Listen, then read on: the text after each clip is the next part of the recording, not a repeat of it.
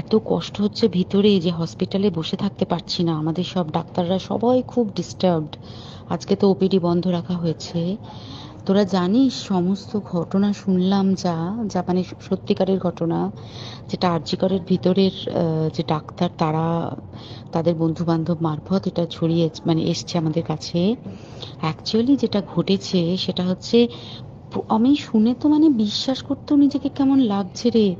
প্রত্যেকটা আমাদের ওয়েস্ট বেঙ্গলের প্রত্যেকটা মেডিকেল কলেজে, বিশেষ করে কলকাতার সরকারি মেডিকেল কলেজগুলোর প্রিন্সিপালরা, ডিপার্টমেন্টাল হেডরা, প্রিন্সিপালরা বিশেষ করে, তারা পাশ করানোর জন্য স্টুডেন্টদের কাছে রীতিমতো টাকা নেয়।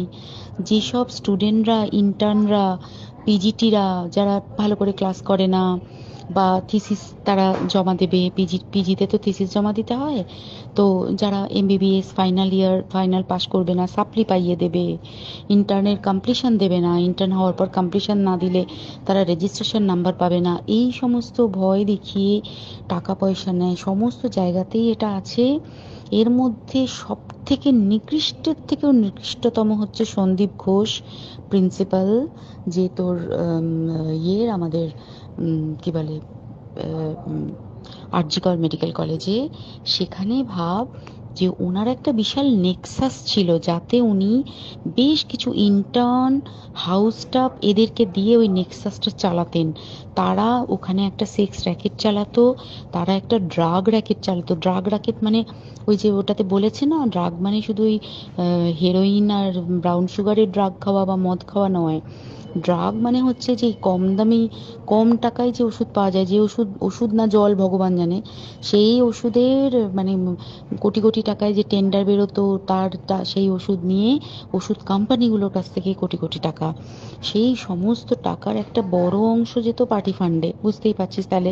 সেই জন্য পার্টির একদমই কাছের উনি, পার্টির মানে একদম খুদ মানে ওপর লেভেলের একদম আসল জায়গাকার কাছে। তো এবার উনি এই যে নেক্সাসটা চালাতেন, তাতে রীতিমতো কোন ইন্টার্নকে উনি পাশ করাবেন, কোন পিজিটেকে উনি থিসিস কমপ্লিট করাবেন, সেগুলো সব ভয় দেখিয়ে টাকা নিতেন। আর তার হয়ে কাজ করতো ওই ইন্টার্ন হাউস স্টাফের একটা পুরো বড় নেক্সাস। এবার এই মেয়েটির, যে পিজিটি মেয়েটি অত্যন্ত ভালো, সে তার থিসিসটা কমপ্লিট করাবে না বলে হুমকি দিচ্ছিল। সে এটা জানতে পেরে গিয়ে বলেছিল যে আমি এরকম কোনোভাবেই মেনে নেব না, আমি এর এর বিরুদ্ধে আমি যাব এবং আমি এর বিরুদ্ধে সব ফাঁস করে দেবো। তখন তাকে রীতিমতো ধমক দেওয়া হচ্ছিল। এটা চলছিল লাস্ট 6 মান্থস ধরে।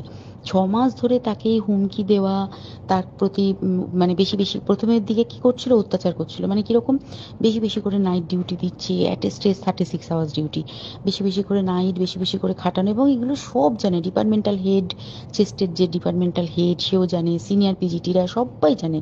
প্রিন্সিপালের নির্দেশেই হচ্ছে এবং ওনার নেক্সাসের ছেলে মেয়েরাই কাজ করছে। তারা 6 মাস ধরে এটা করেছে। করার পরেও যখন ওকে আটকাতে পারেনি, তখন কি করেছে, ওই দিনকে ওরা ঠিক করেছে যে দিনটাতে এই ঘটনাটা ঘটেছে, সেদিন কতখানি প্ল্যান্ড এবং গট আপ গেম দেখ। সেই দিন ওই ঘরে, ওই সেমিনার রুমে প্রত্যেক দিনই চারতলার আরো অনেকেই যারা সিনিয়র পিজিটি বা জুনিয়র পিজিটি, তারা কিন্তু বিশ্রাম নিতে যেত, অনেকেই ওই ঘরে যেত। সেই দিনকে ও একা, ওকে বলেছে তুমি ঘুমিয়ে পড়ো, ওকে একা রেখে এসেছে। বাকিরা কাউকে যেতে দেয়নি, বলেছে ওই ঘরে আজকে ঘটনা ঘটছে, মানে কাজ হচ্ছে, ওই ঘরে কেউ যাবে না। ওই ঘরে সেই দিনকে ওর সাথে যখন খাওয়া দাওয়া করেছে বাকি 4 জন, সেই 4 জনের মধ্যে একটি মেয়ে পর্যন্ত ছিল। সে কিরকম মেয়ে চিন্তা কর, এরা ডাক্তার না জানোয়ার জানি না, আমি জানোয়ার বললেও জানোয়ারদের অপমান করা হয়, কারণ জানোয়ার সমাজে এরকম কাজ হয় না। তো ডাক্তার না কি আমি বলতে পারবো না। সেই ইন্টার্ন মেয়েটি আরেকটি ইন্টার্নের গার্লফ্রেন্ড। তো তার সাথে ওই পিজিটি মেয়েটি প্রচুর ঝগড়া হয়েছে। ঝগড়া হওয়ার পরে তারা তো হুমকি টুমকি দিয়ে চলে গেছে, দিয়ে তারপর বলেছে তুমি ঘুমো। এবার ও তো আর জানে না, ভালো মনে শুতে এসেছে। তারপরে তারা গিয়ে মদটদ খেয়েছে, 7-8 জন মিলে চড়াও হয়েছে। এবং তোরা জানিস যে প্রথমে তার হাত দুটোকে দুপাশে 2 জন ধরে রেখেছে, এবং সেই কাজে সেই মেয়েটিও সাহায্য করেছে, ইন্টার্ন মেয়েটি।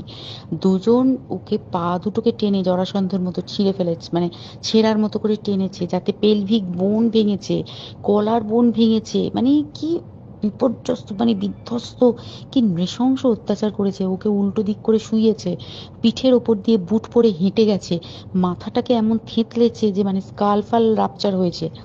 এই সমস্ত করার পরে শ্বাসরোধ করে তাকে মেরেছে। মেরে তারপরে আরো যেটা আরো ভয়ঙ্কর, যে একটা মৃত মানুষকে মিনিমাম ডিগনিটি দিতে জানে না। তারা নিচে এসে দেখেছে ওই সঞ্জয় তখন বসে মদ খাচ্ছিল অন্য আরো গ্রুপ ডি স্টাফদের সাথে। সঞ্জয় ছেলেটা হচ্ছে তার কাটা সঞ্জয় বলতো ওরা, ওকে বলে ফল গাই।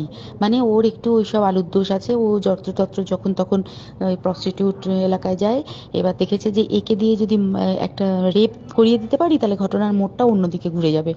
এইবার ওকে বলেছে, যা সেমিনার রুমে তোর জন্য রেখে এসছি, যা তুই এবার গিয়ে কাজ করে দিয়ে আয়। ও এসে ওই ডেড বডিকে রেপ করেছে যাতে তার ভ্যাজাইনাতে সিমেন্ট পাওয়া যায়। তো এবার এই হচ্ছে, প্লিজ আমি নাম করে ফেললাম সব কিছুই।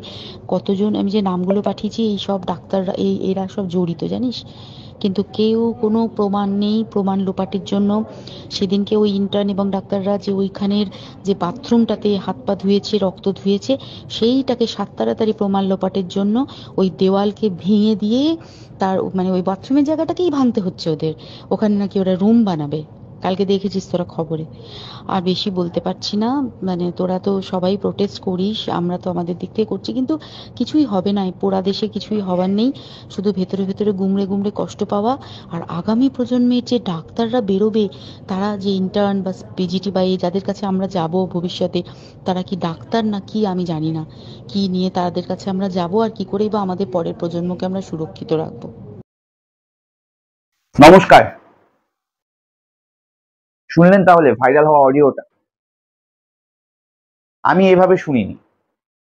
আমার একজন খুব কাছের মানুষ, আমি যখন আজকে তার সাথে দেখা করি বা কথা বলতে যাই, তখন সে আমাকে এই বিবরণগুলো দেয়। প্রথমে থুম মেরে বসেছিল, তারপর খেপে গেল, তারপর যখন বললো, তারপর শোনার পর থেকে নিজেরও খুব অস্বস্তি হচ্ছিল।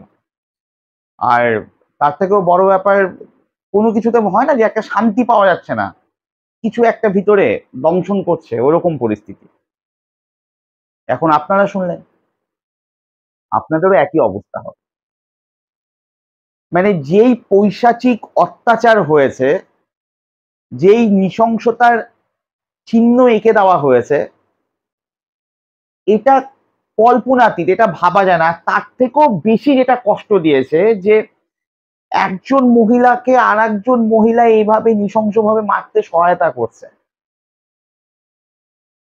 আরো নির্দিষ্টভাবে বলে, একজন মহিলা চিকিৎসককে আর একজন মহিলা চিকিৎসক এভাবে মারতে সাহায্য করছে। রিচা চাড্ডা সোশ্যাল মিডিয়াতে বার্তা দিয়েছেন মমতা ব্যানার্জির উদ্দেশ্যে, যে আপনি ভারতবর্ষের একমাত্র মুখ্যমন্ত্রী, ব্যাপারটা দেখুন। রিচা চাড্ডা এটা জানেন না হয়তো, যে উনি ভারতবর্ষের একমাত্র মুখ্যমন্ত্রী নন, তিনি পশ্চিমবঙ্গ রাজ্যের পুলিশ মন্ত্রীও বটে, তিনি পশ্চিমবঙ্গ রাজ্যের স্বাস্থ্যমন্ত্রীও বটে। এবং তার আমলেই একজন মহিলা চিকিৎসককে ধর্ষণ করে খুন করা হয়েছে, এবং তাকে সহায়তা করেছে আর একজন মহিলা চিকিৎসক। যার কাছে মানুষ জীবনের ভিক্ষে নিয়ে যায়, জীবন বাঁচানোর জন্য যায়, সে জীবন নিয়ে নিচ্ছে,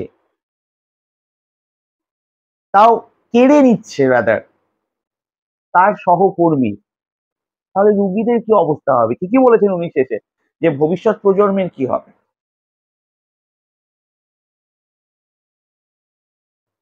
মৃত্যুর বা নৃশংসতার যে বিবরণ দেওয়া হয়েছে, আপনি ভাবুন, এটা কোনোদিন একটি সুস্থ মানুষের পক্ষে সম্ভব?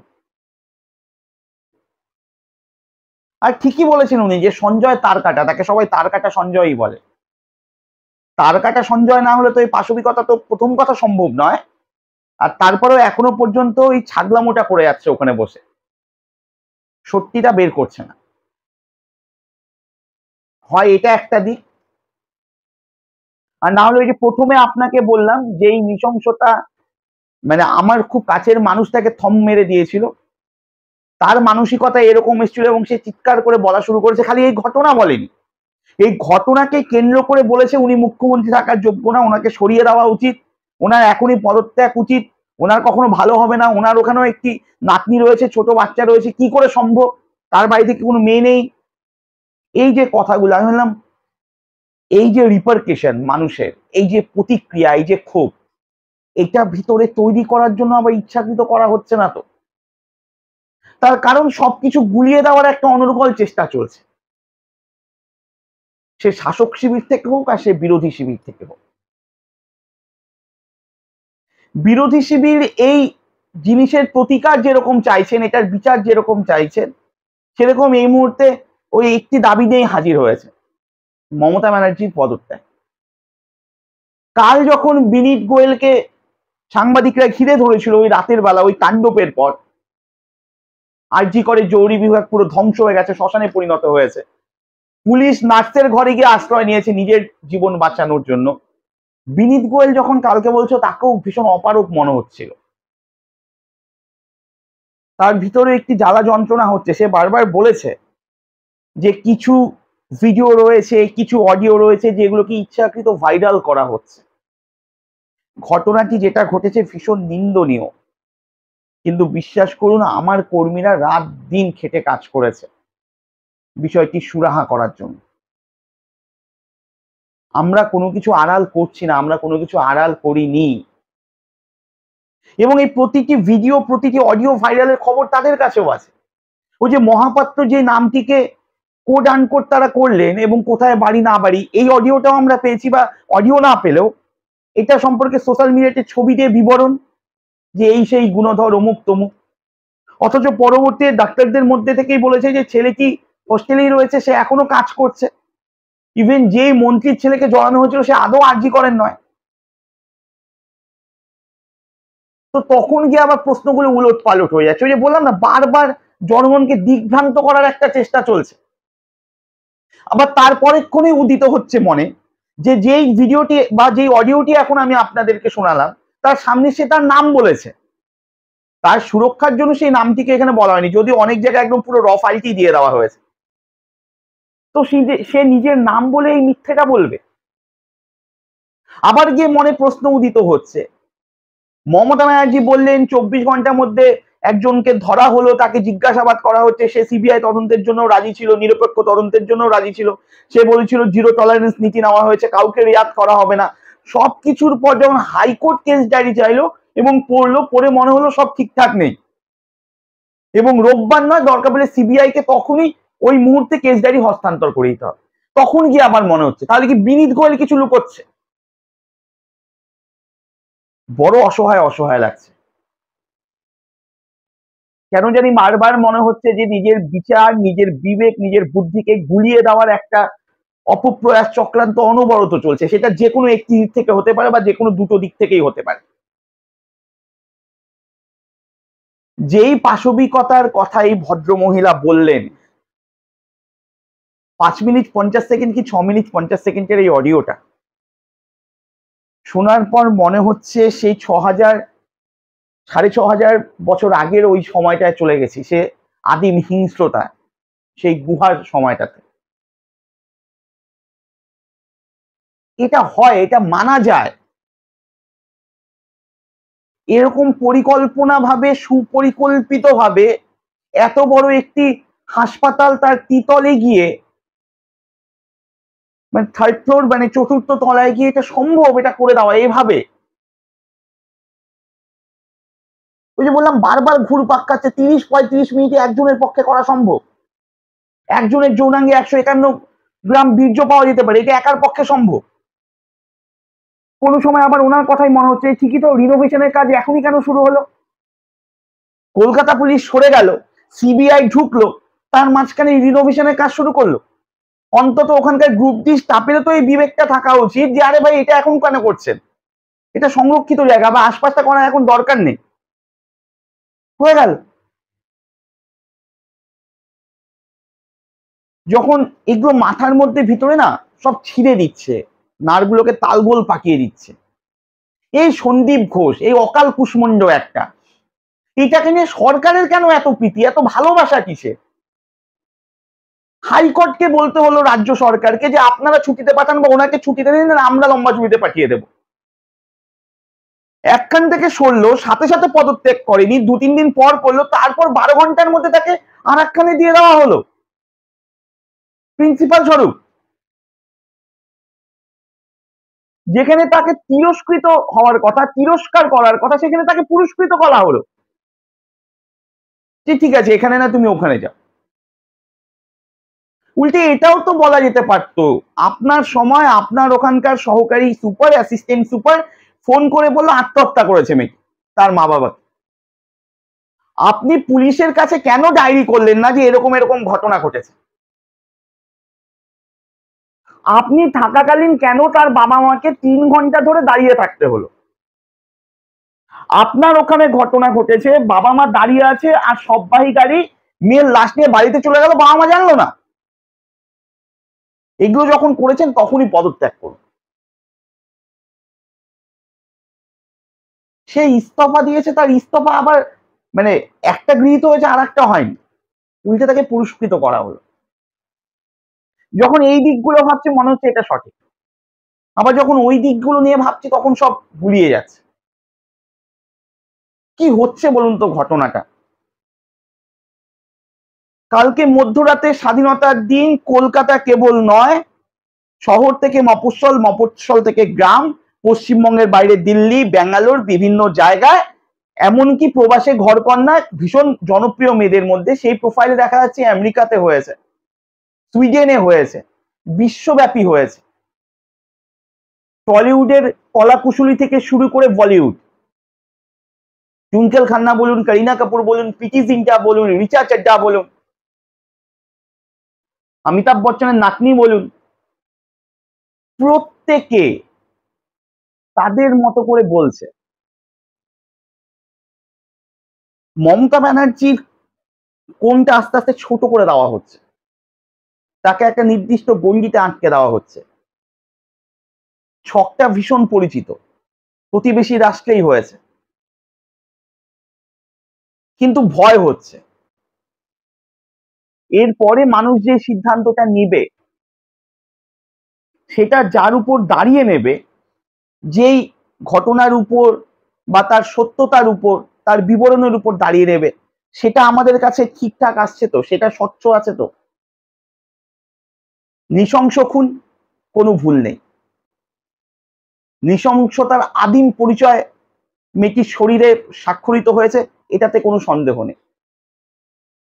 একজন চিকিৎসক তার চিকিৎসার জায়গায় সুরক্ষিত না, রুগীদের কি সুরক্ষা রয়েছে, সাধারণ জনগণের কি রয়েছে? যেই সাধারণ একটি পড়ুয়া মেয়ে বা বাচ্চা মেয়ে রাস্তা দিয়ে হাঁটছে, বা একজন মহিলা, তার কি সুরক্ষার গ্যারান্টি রয়েছে? এই জায়গা থেকে নেওয়ার সিদ্ধান্ত একদম সঠিক, যেটা হয়েছে ভুল নেই। কিন্তু একজন না দুজন, দুজন না তিনজন, বা যেভাবে বলা হচ্ছে সেটাই কি, এটার থেকে যখন নিতে যাচ্ছি তখনই সব ভুলিয়ে যাচ্ছে, অনেক প্রশ্ন ভিতরে তোলপাড় করছে। কিন্তু বিষয়টাকে যদি আরো সহজভাবে ওইভাবেই ধরি, যে যেটা হয়েছে চরম অন্যায়, এই যে থিসিস লেখা, তারপর টাকা নেওয়া তার বিনিময়, তারপর রেজিস্ট্রেশন নাম্বার দেওয়া, এই যে গল্পটা অতি পরিচিত গল্প এবং সঠিক, কোনো সন্দেহ নেই। মধুচক্র চলছে দীর্ঘদিন আগের থেকে, এটা এখন থেকে না, 2001-এর অভিযোগ, সেই সময় এসেছিল, এটা অন্য সরকার ছিল, তখনকার গল্প, তখনকার অভিযোগ এখনো আছে। দালাল চক্র এখনো আছে।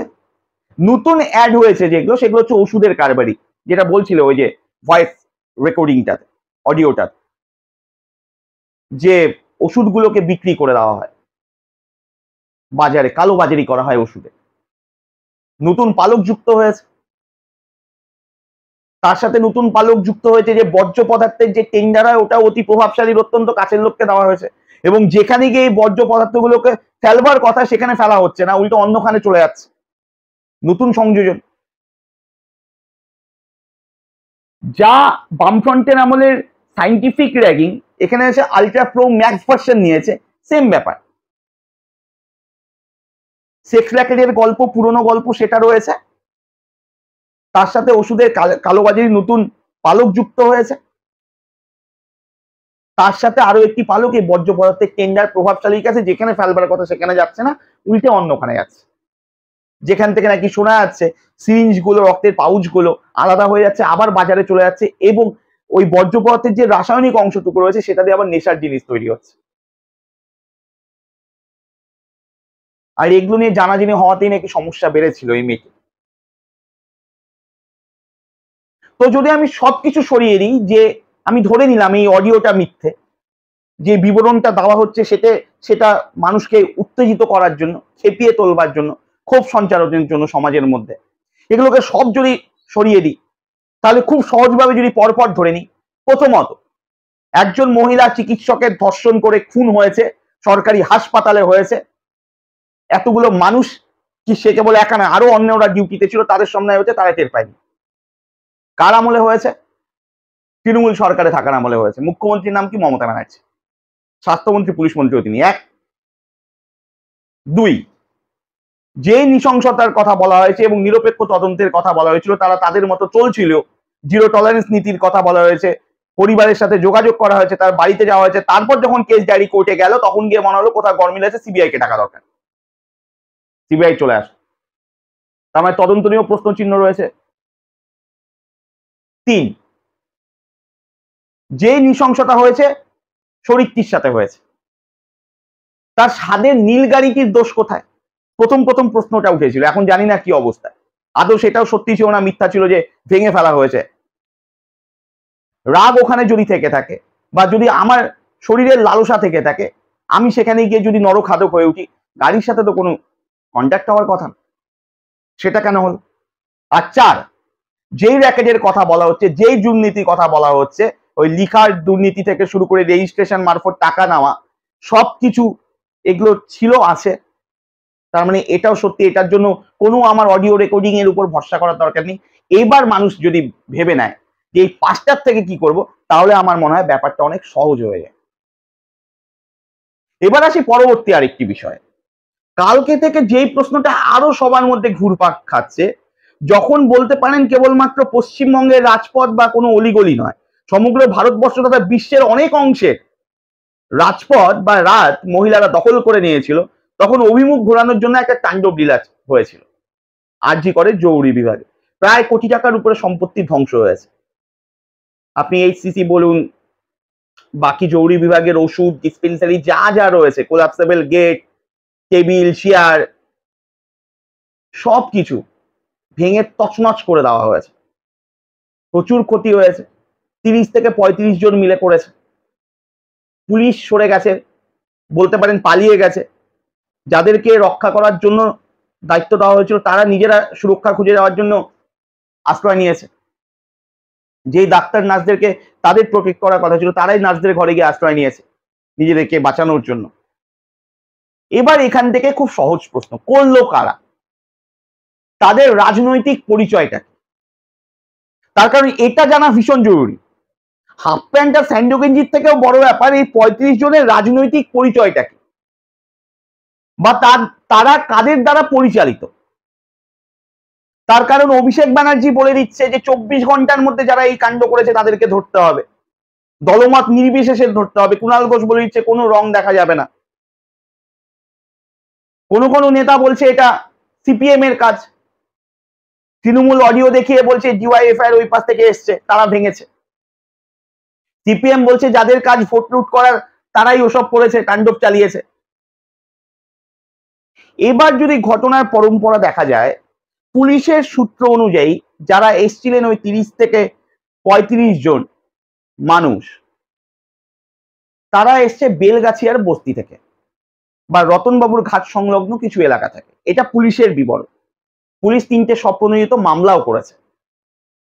এবার তারা কাদের দ্বারা পরিচালিত হয়? এলাকার কাউন্সিলর তো ডক্টর শান্তনু সেন, যে তৃণমূলের এতদিন মুখপাত্র ছিলেন, উনি বলেছেন উনি ছেড়েছেন, মমতা ব্যানার্জি বলেছেন না আমরা সরিয়ে দিয়েছি। যাই হোক, তার স্ত্রী এলাকার কাউন্সিলর, তিনি ওখানকার নেতা। এখন তিনি রোগী কল্যাণ সমিতির চেয়ারম্যান আর নেই আরজি করে, তার জায়গায় রয়েছে তারই প্রতিদ্বন্দ্বী ওখানকার সুদীপ্ত রায়, সেও একজন কাউন্সিলর।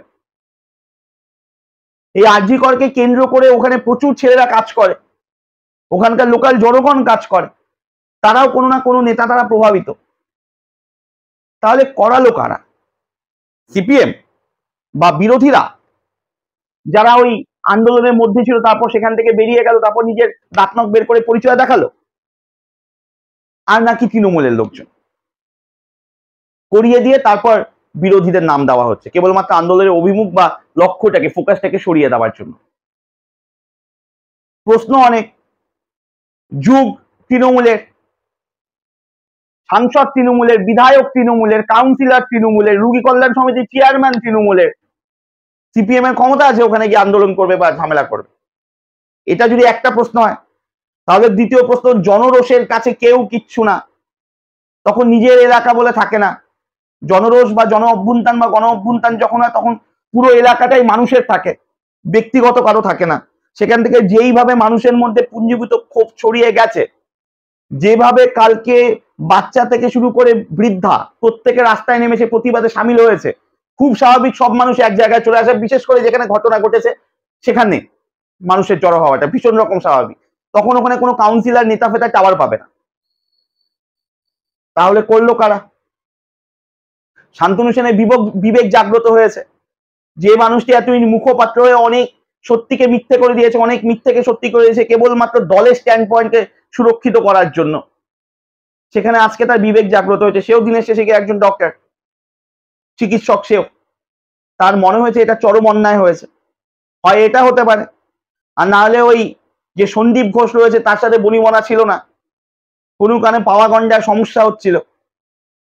আর সন্দীপ ঘোষের যা রেকর্ড আছে মোটামুটি কামালকা, অনেক বড় বড় নেতা কাউন্সিলর যাদেরকে ওই মমতা ব্যানার্জি লোকসভা ভোটের পর ধমকাচ্ছিলেন চমকাচ্ছিলেন, দুর্নীতি করা যাবে না, দুর্নীতি করলে জায়গা নেই দলের মধ্যে, তারা মুখ লুকোবে লজ্জায় যে আমরা কে, এ তো দাদা, এ তো জাদুকর, এই লাইনের এই সর্বে সর্বা, ভগবান সে গুরুদেব, তাকে দেখলে অনেক ওই ধরনের নেতা নেত্রীরাও লজ্জা পাবে। যাই হোক, তো সেখানে কোনো সমস্যা হয়েছিল, শান্তনু সেনের মনে হয়েছে যে এলাকার সবকিছু আমার, অথচ এই ভিতর থেকে সবকিছু করে নিয়ে চলে যাচ্ছে কারো কারো পৃষ্ঠপোষকতায়। আর এর জন্য হুট করে মুখ খুলে তিনি বলে দিয়েছেন লাস্ট 4-5 বছর ধরে, বিগত 4 বছর ধরে পড়ায় শিখিয়ে উঠেছে, কিছুই পড়াশোনা আর হয় না। এটা আরো ভয়ানক একটা বিজ্ঞাপন। 4-5 বছর পর তারা যখন বের হবে, হয় টুকলি করেই পাশ করবে যদি শান্তনু সেনের কথা শোনা যায় বা ধরে নেওয়া হয়, কারণ নিজে তো পাশ করতে পারে না, পড়াশোনাই করেনি। এমনি পড়াশোনা করলে এমনি জেনারেল স্ট্রিমে পাশ করা যায় না, ওটা তো ডাক্তারি। তারপর পাশ করবে, তারপর কি যে চিকিৎসা করবে জানিনি। এদেরকে আবার 3 বছরে বন্ডে লিখিয়ে চুক্তিতে বিভিন্ন গ্রামে গ্রামে পাঠিয়ে দেওয়া হবে সরকারি হাসপাতালগুলোতে, ব্যাস ইধার কা মাল উধার, এখানকার প্লাগ ওখানে, এখানকার জ্যাক ওখানে, কানেকশন হবে, খেলা শেষ, ফিউজ উড়ে যাবে মানুষের। তো বিষয়টা ভীষণ জাগ্রত।